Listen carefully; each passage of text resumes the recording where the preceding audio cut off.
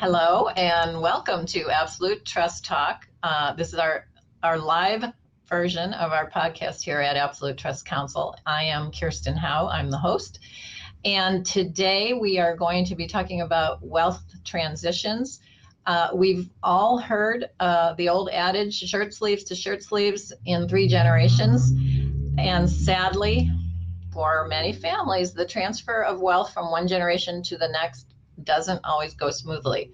This is true for very wealthy families, and it's also true for not so wealthy families. It applies kind of across the board, and that is sad, and it doesn't have to be that way.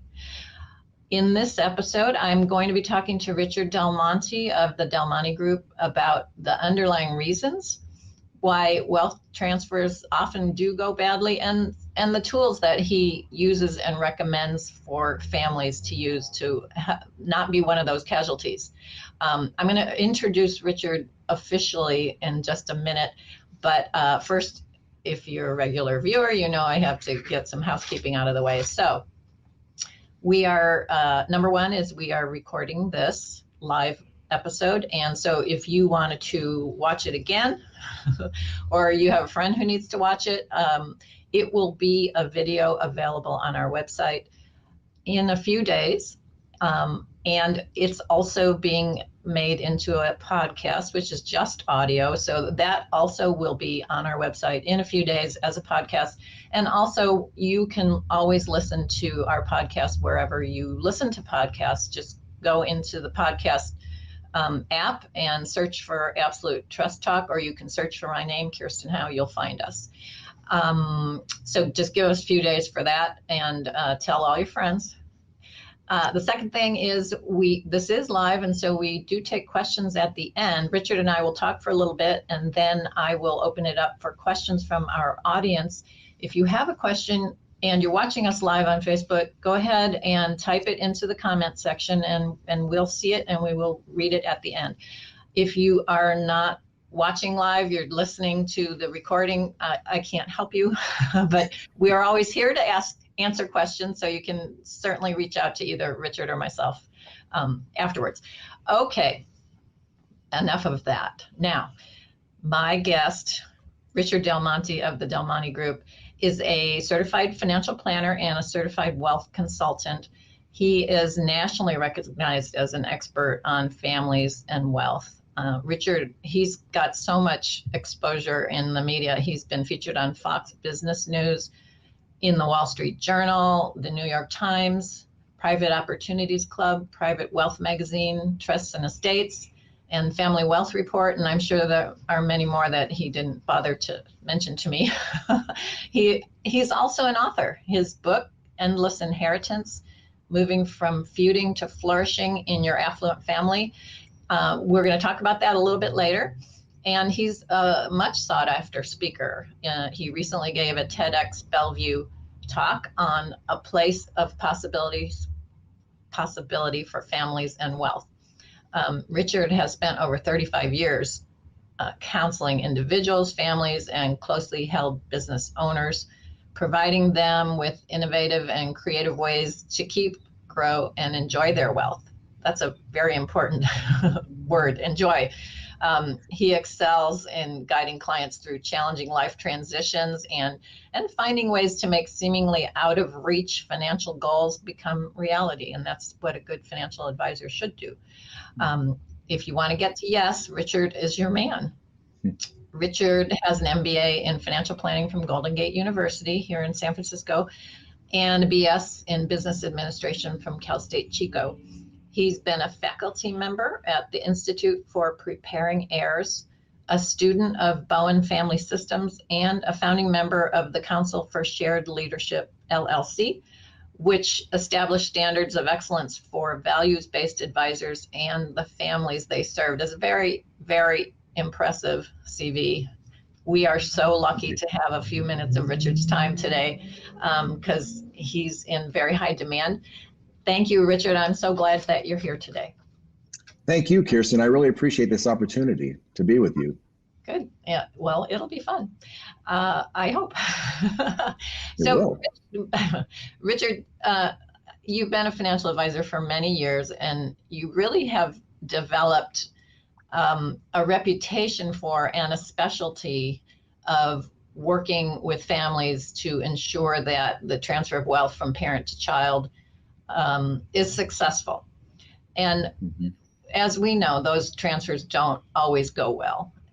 So maybe we could start by just giving us an idea of the magnitude of this problem. How often do these generational wealth transfers fail? Sure. Yeah.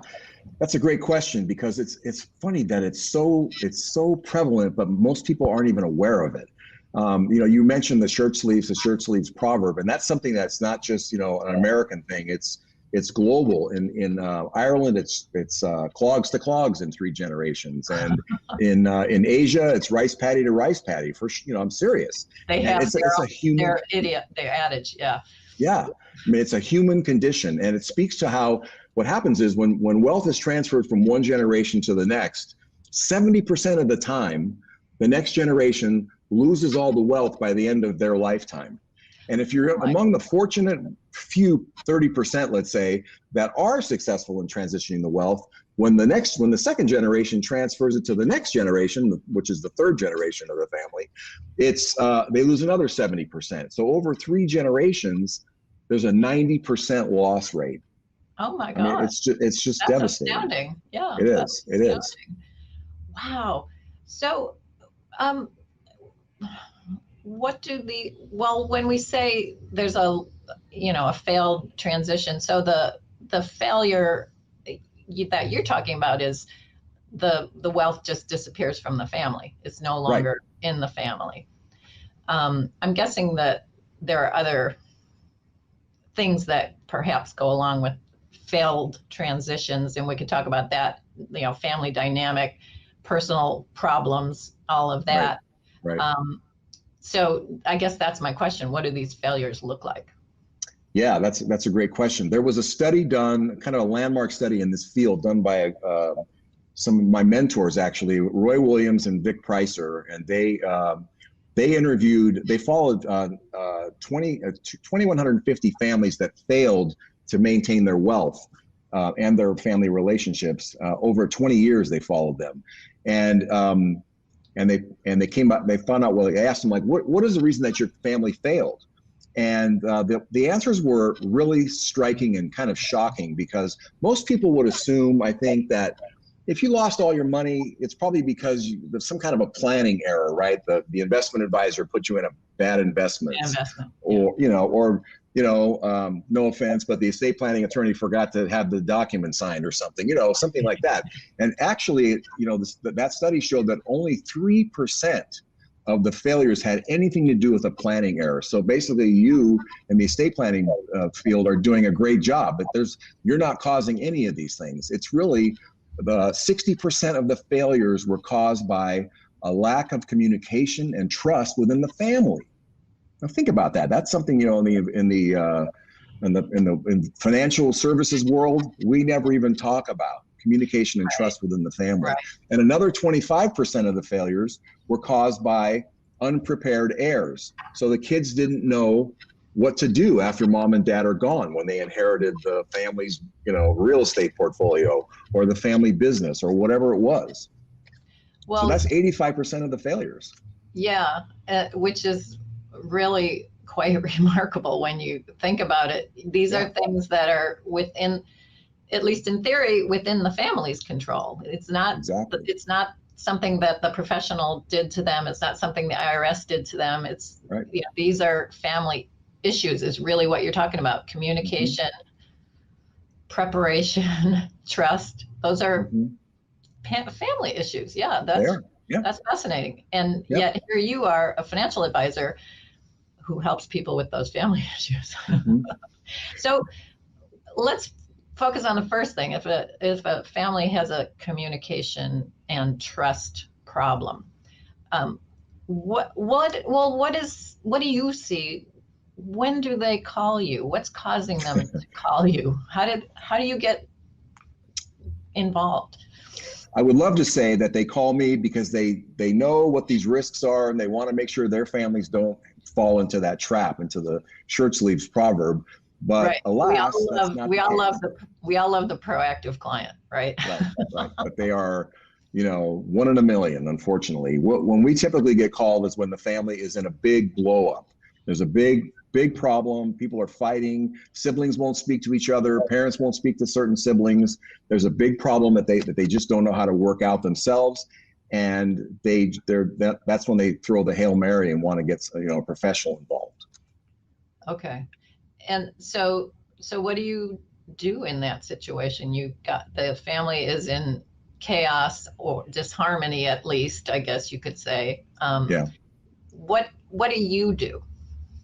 Well, the first thing we have to do is try to get them calm and try to understand what's going on. But it's really interesting because when the problems present themselves, they always think, well, we're not getting along about this topic, whatever it may be. But they'll look at that particular issue as if that's the issue. But unfortunately, it's almost like an onion. You have to keep peeling back the layers and get to what's really going on. And every single time I've done this, underlying the whatever the problem at hand is, that problem at hand is just a symptom of the deep-seated problem, which is something that happened in the family years ago. Sometimes it's like, if it's a sibling issue, it could be like, you stole my boyfriend when we were in middle school and I never forgave you, and now I'm going to take it out on you about this particular issue. And so you could solve this particular issue, but you're not getting to the deep-seated problem. And you have to go back and say, okay, let's look at this issue and let's talk about, what's really going on between you two or in this family. Yeah, we see that a lot, especially after the parents have died.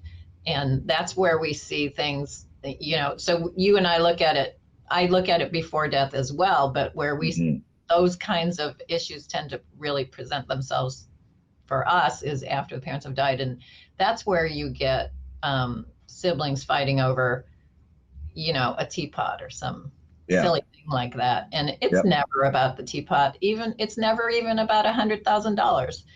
Nope. It's about, as you said, some childhood issue that was never addressed adequately. So, okay, so you peel back the onion and you see that there's this issue that somehow needs to be addressed. What's the family going to do next? What do we do? What we do typically is we have a kind of a 2-day retreat that we put the family through. They'll come and spend like Saturday and Sunday with us, and they'll come in. It's a conflict resolution workshop basically, and so they'll come in and they're just, their arms are crossed and they're very upset. They won't speak to each other. Sometimes you can't even get them there. You have to really twist arms to get them there. And we help them. And by the end of the second day, they're leaving and they're crying and hugging and everything else. So it's kind of remarkable. But what you have to do is help people understand that we're all human. These conflicts are part of the human condition. And so we behave a certain way when we're convinced that we're right and other people are wrong. Right. And these are things that we do to each other. They're kind of like behaviors that we inflict on other people. And if you actually look at it, we may not be right. We may just be, it might just be our perspective is different from other people in the family. And the second thing we have to do is teach them how to listen. I'm sure you've seen this, everybody thinks they're great listeners. Oh, I'm a great listener. The average person could not repeat back a paragraph that somebody else said to them if their life depended on it. We are not good listeners, Right. and so we listen to refute, we listen to, to argue with people, try to get our word in and say, this is where you're wrong and all that. That's not listening. People don't feel heard if you're doing that.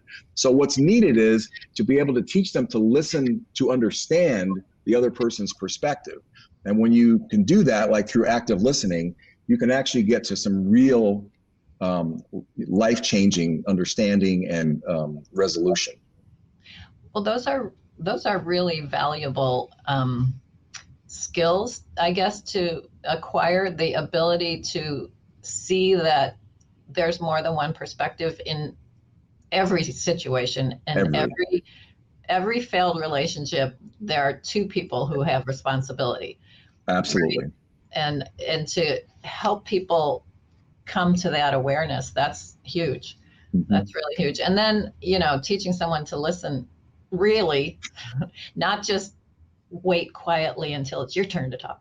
Right. That's not Right. But we're all terrible at that. You're right. We are. We are. all are. Yeah. Yeah. Yeah. Okay.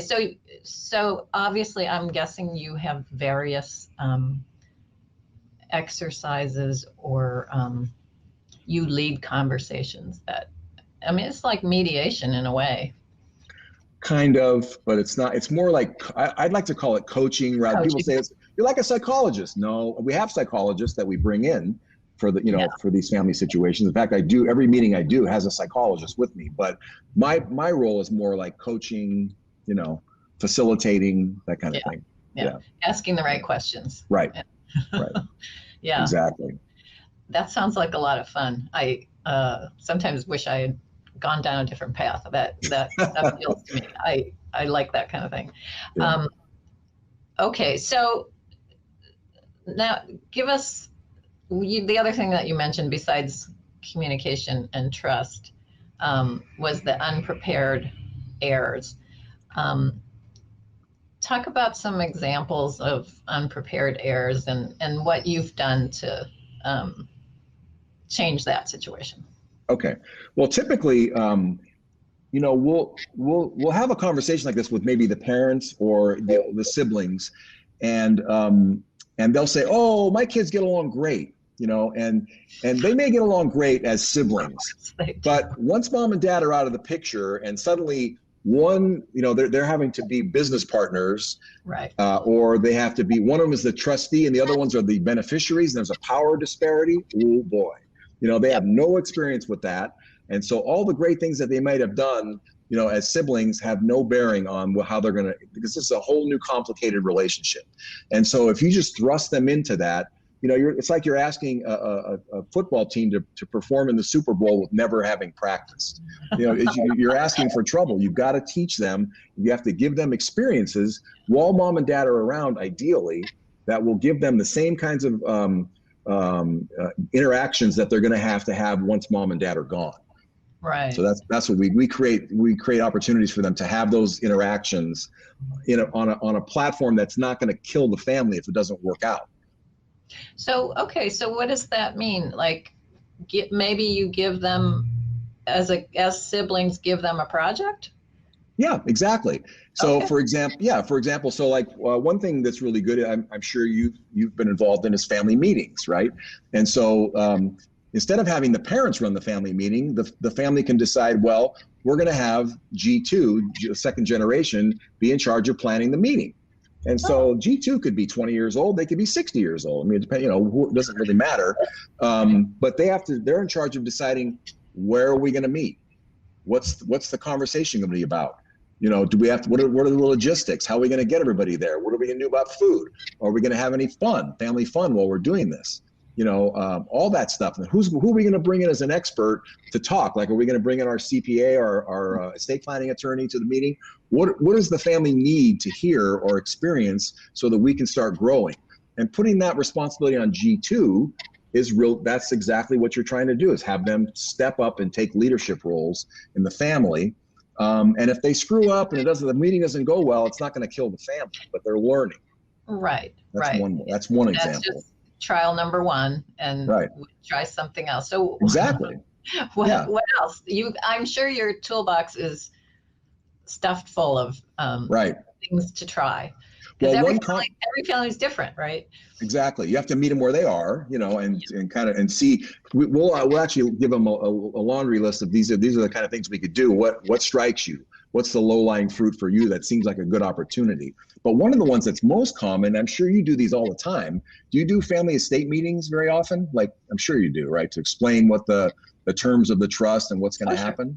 Sure. Yeah. I think that I'm sure you could speak to this, but from my experience, just facilitating that, if a family does nothing else, that is powerful, because mom and dad will be sitting there in front of the children and explaining what they want to have happen. Everybody hears the same thing. This is who's getting mom's hutch. What is it you said, mom's brooch or something? Whatever, this is who's getting it, and they all get to hear it. We actually like to video those, because no one can say, I didn't hear that, And it really it gives everybody the chance to ask the same questions, rather than mom and dad doing the shotgun approach and telling different kids different things, and then causing an issue. Right. Yeah. That's a good one. That is, Yeah. that is a good one. And Information is a very helpful thing, Yeah. and parents who, for whatever reason, don't share that. Right. You can understand the reasons why they might not want to share, but sometimes it's a more compelling reason to share. Yeah. That's my position. It's almost always, it is more compelling, but they're afraid to open Pandora's box. There's a lot of concerns they have. What if this goes bad? What if they start arguing? All that kind of stuff. And those are things that are legitimate, but but then they put their kids in harm's way with the shirt sleeves parable. So, or proverb. Right. So, name your poison. What do you want to have happen? Right. Yeah. Yeah. Well, and the thing about unprepared heirs too, I think that it's not only they're unprepared to work together or they're unprepared to deal with, being in business, which, a big estate, even if it's not including a business, it is a business. Yeah. That's the funny thing about the trust business, is that you're mixing family with business. Right. And that can be disastrous. But unprepared heirs can also be, people who are just really, maybe they've been enabled. Maybe they've had things too easy. Yep. They aren't quite fully launched. Right. And so all of this stuff it's almost as though parents who have a lot of wealth in particular, they don't just have the normal parental duties. They have even more. Exactly. An even bigger job. It's complicated for sure. Yeah. Yeah. Yeah, definitely. Maybe share a couple more of your sure. tools for getting the family up to speed. Yeah. So we often will create what we call a family bank. And this is an account where the mom and dad will write a check to the siblings. Let's say there's 5 kids, and we'll say everybody's name is on it. And they give them a check in a meeting and say, okay, your job is to take this money and invest it and come back next year and tell us how you did, to mom and dad. And it's got to be, it's some kind of a meaningful amount of money. I've seen families that are, that are relatively not very affluent that made it with $3,000, and it was a big important thing for these kids. But I've seen other families that have done $50,000, and so it just depends on the family. Yeah. But the kids have to go decide, what are we going to do with this money? And the kids want to obviously impress the parents and just really hit it out of the park. But the parents just want to see, can these kids work together at all? And so the kids have to go out and they have to decide, well, what kind of entity are we going to put this in? Who's going to be our advisor? Where are we going to custody this money? What's our investment policy going to be? Who's going to watch this? Who's going to report on it? All those things that, if you think about it, those are exactly the kinds of things that they have to deal with once they actually inherit the money, right? And they've got to cooperate. So if they screw up, who cares? We'll work on the fixing that. But you want to get those out of the way now, and it's super powerful, and it builds a lot of camaraderie and cooperation between the family members. Yeah, so it's the same kind of idea. Give them a project, but now it's a real, it's an investment project, right? Instead of just putting together a weekend. Yeah, exactly. I like that. You can also, give them one property. Say you have a bunch of rental properties. Give the kids one property and say, you're in charge of this one. Now you're the landlord. Yeah, you're the landlord. You deal with all the issues. Let's talk about what are the capital expenses we're going to do. What about the rents? All those things that you're going to have to do later, but you can cut your teeth on it now. Just anything with family, because there's so many. You can have the kids be in charge of your donor advised fund. How are we going to invest this, and how are we going to decide where the money goes? That's a great example. And you teach the children, to be philanthropically inclined. So there's just so many ways that you can approach it depending on the family. Right. Yeah. That's fascinating. I had not thought of any of those things. Yeah. That's really fascinating. I especially like the donor advised fund thing. The kids have to go out and research charities and all the things that you want to know before you give to a charity. And for sure. You can even start young, like to get we've seen families where we encourage them to say, we have $1,000, kids. These are young kids, 5, 6, 7 years old. We have $1,000. The family's going to donate to a charity this year. We want you to go out and do the research and come back, and we're going to have a family council meeting and tell us where you think we should do it. And then however the family decides, like if they want to go to Tony LaRussa's ARF, for example, you bring the kids down, you set it up in advance and bring the kids down to there and say, here's the check, show us what you're doing, and the executive director can bring them around and they can get the experience like, wow, this is so powerful what we're doing here. This is way more fun than getting a Maserati, maybe not that bad, but they get to see that it's really impactful. Yeah, and they get it at a young age. Yeah, at a young age, that would really have a lot of impact. To actually see where their money is going and what it gets spent on. It gets spent on dog food. Right. Yeah, it's great.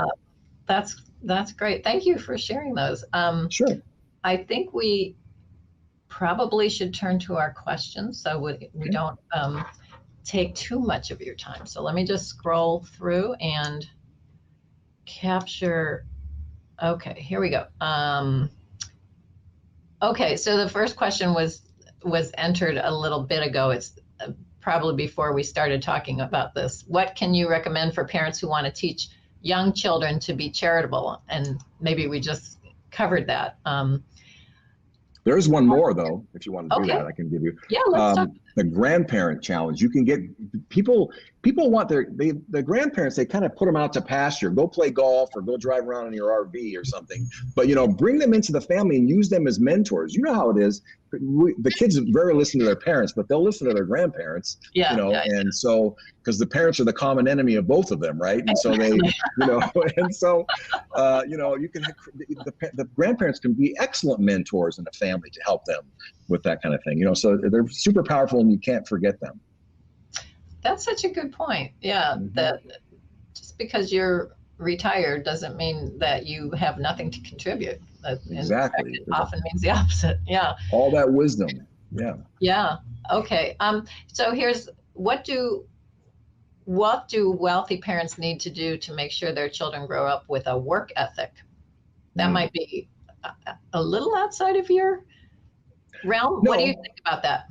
Well, I think that the real issue is to help them understand what feeling empowered feels like, and feeling fulfilled actually feels like, and so teach them, give them experiences where they can actually feel fulfillment instead of pleasure. And there's a big difference, like I said, the Maserati versus helping do something like, we're the John Muir Health Foundation. I'm on that board, and we actually give the families tours of the hospital, and we show them all the things that their family has done to help the hospital grow. Your family built this wing or this NICU or something, and it's powerful for the kids to see that, because the kids otherwise are experiencing that whole thing as these people are taking my inheritance away, this hospital, and if they go see it and it's like, oh, then they start thinking our family is doing this, and it's a whole different experience.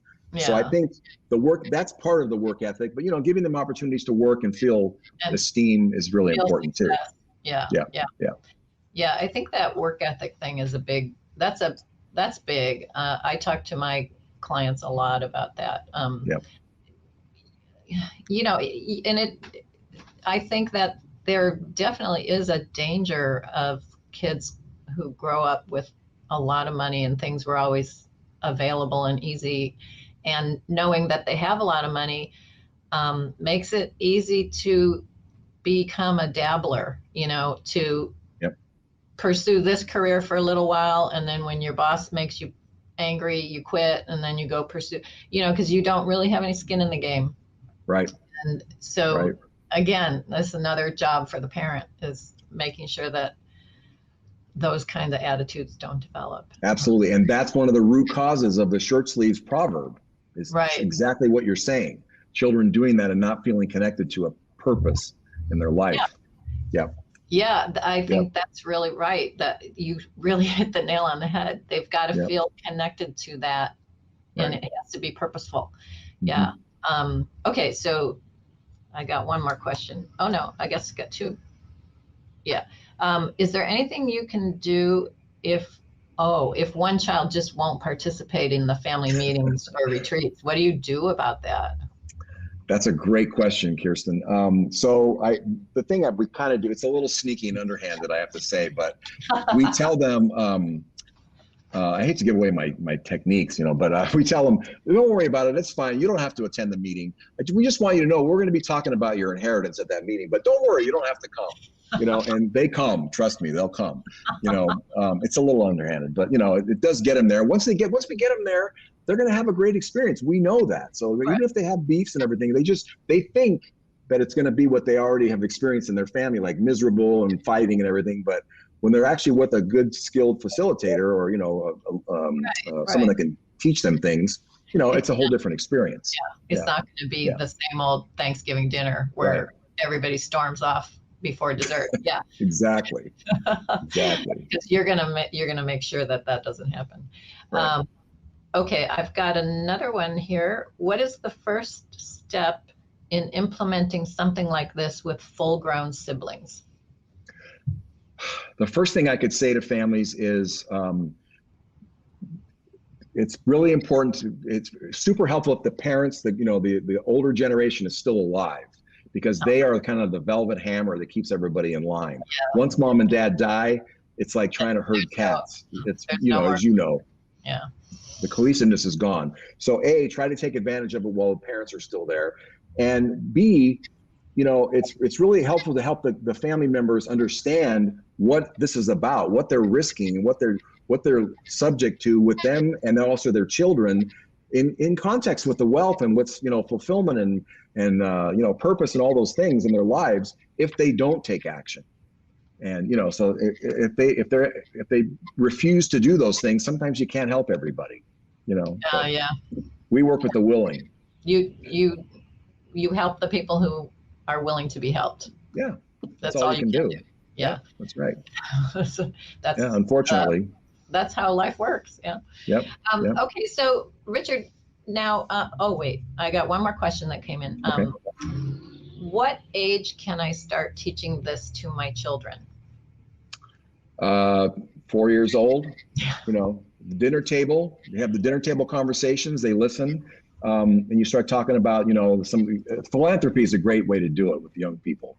And, talking about work and purpose and how you just imagine the father and mother sitting there and talking about how much value they get, and appreciation they get out of their work or the people they've been helping, and having that just be part of the dinner table conversation. Those kids are absorbing it all, and it's super powerful. So I don't think there's really too young of an age. Mm-hmm. Yeah, honestly, I would agree with you. Kids pick up so much more than we are aware of. It's and not just like remembering, but they are aware of things that we kind of, we tune out. We're busy. We got head down. We're working, but they have a lot of awareness. Yeah. So they pick up on that stuff. Okay. So now, sure. Richard, as I said in my introduction of you, you are an author, you have a book, and you are going to make that available to our listeners. I want you to just talk a little bit about your book. Okay.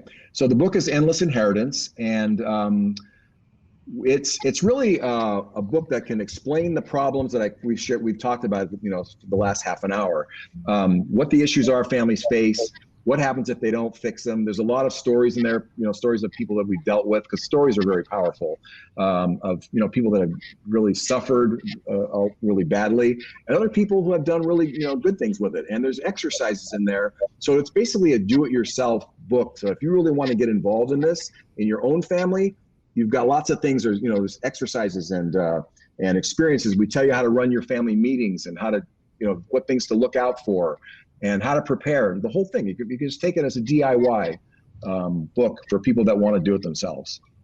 Okay. All right. And so if you're listening and you are interested in receiving a copy of that book, you can contact us at Absolute Trust Counsel. You can email us, info@absolutetrustcounsel.com. You can call us on the phone, and we will get you one of Richard's books. it's fantastic. It really is. This conversation times 300. It's chock full of Thank you. lots of good advice and examples. So I encourage you to do that. Okay, Richard, thank you so much for joining us. I enjoyed this half hour so much. I learned so much, and I really, really appreciate you. I know you're busy, and thank you for your time. Thank you, Kirsten. It's been a blast. I really appreciate it. Good. Okay. Thanks so much. I'll talk to you soon. Okay.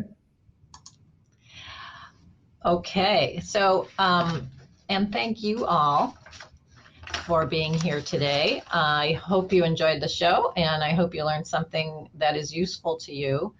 If you like our podcast, be sure to go onto iTunes and subscribe.